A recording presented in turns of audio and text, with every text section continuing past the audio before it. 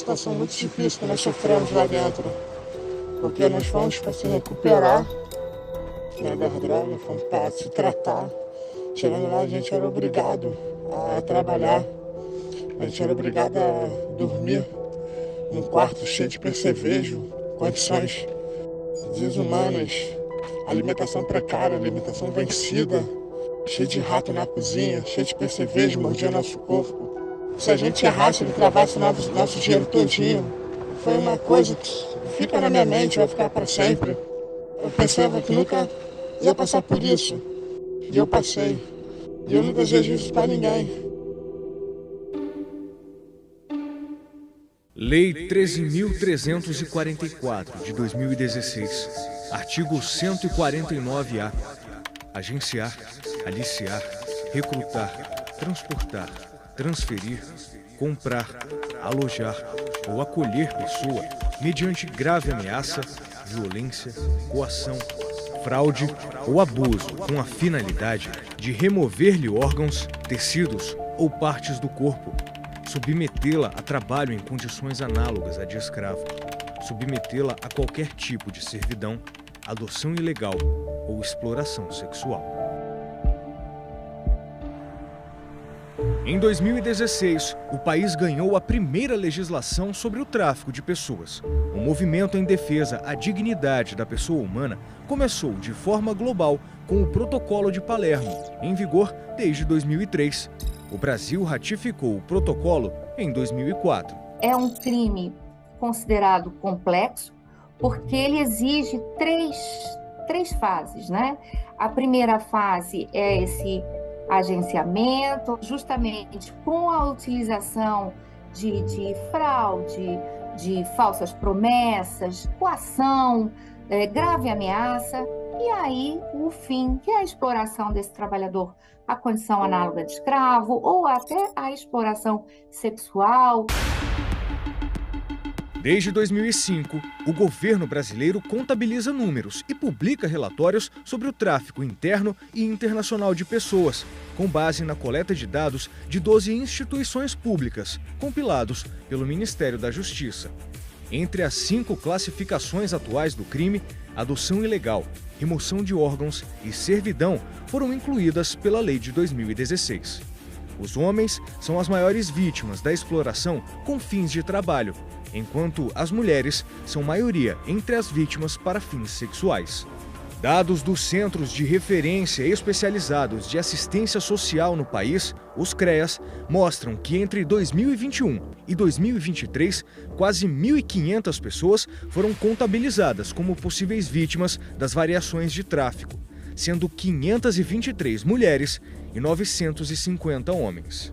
Entre as denúncias recebidas pelo Ligue 180 e Disque 100, canais oficiais do governo federal, a maioria das vítimas de tráfico de pessoas é de mulheres e adolescentes e crianças do sexo feminino, somando 415 denúncias de um total de 537 ocorrências entre 2021 e 2023. A Polícia Federal também mantém registros dos inquéritos de tráfico de pessoas. Em 3 anos, são 94 ocorrências contabilizadas no país pela PF. No mesmo período, foram 35 operações policiais para combater a prática e desarticular quadrilhas especializadas neste tipo de crime. E com o avanço da tecnologia, desde 2021, o pós-pandemia trouxe uma nova finalidade para o tráfico de pessoas. Para fins de cometimento de delitos virtuais, sobretudo ali no Sudeste Asiático, que é uma região que despontou aí no pós-pandemia por ter havido essa migração dos negócios ilícitos também para o ambiente virtual, né, já que a pandemia impôs uma série de restrições de deslocamento e locomoção. Mas o registro de casos de tráfico de pessoas ainda encontra desafios para montar um panorama real da dimensão do crime no país.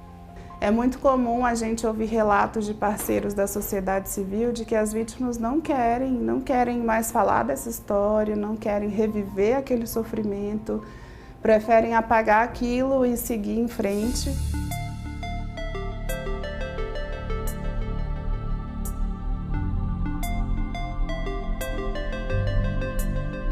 O ordenamento jurídico brasileiro foi avançando ao lado da legislação. Desde 2018, por exemplo, o tráfico de pessoas foi inserido no processo judicial eletrônico pelo CNJ. Com a inclusão desses casos, é possível padronizar terminologia de classes, assuntos, movimentação e documentos, deixando mais célere a tramitação dos casos. E aqui no STJ, decisões de ministros e colegiados reforçam a proteção e a defesa à dignidade de vítimas.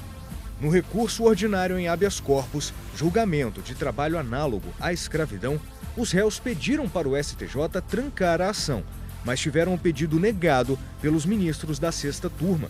Em 11 tópicos diferentes, os ministros consideraram que os denunciados aliciavam trabalhadores venezuelanos que foram submetidos a condições análogas à escravidão, com descontos salariais como com despesas básicas. Em outro julgamento envolvendo exploração sexual, um homem preso por participação no tráfico internacional de pessoas interpôs recurso ordinário ao STJ para revogar prisão preventiva.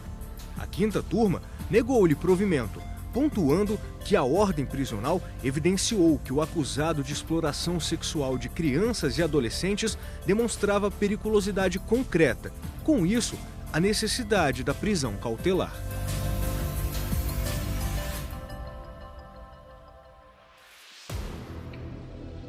O problema está na base. O ideal seria inscrição dessas pessoas no CadÚnico, maior assistência a essas pessoas, aumento da escolarização, aumento da empregabilidade. Tudo isso são fatores sociais e econômicos que precisamos enfrentar. E assim, fica um sentimento de ter um desprezo da vida, sabe? Pelas condições, por tudo que nós vivemos lá dentro. Mas um sentimento bom, porque eu fui resgatado por uma equipe boa. Vou morrer, esse sentimento vai comigo.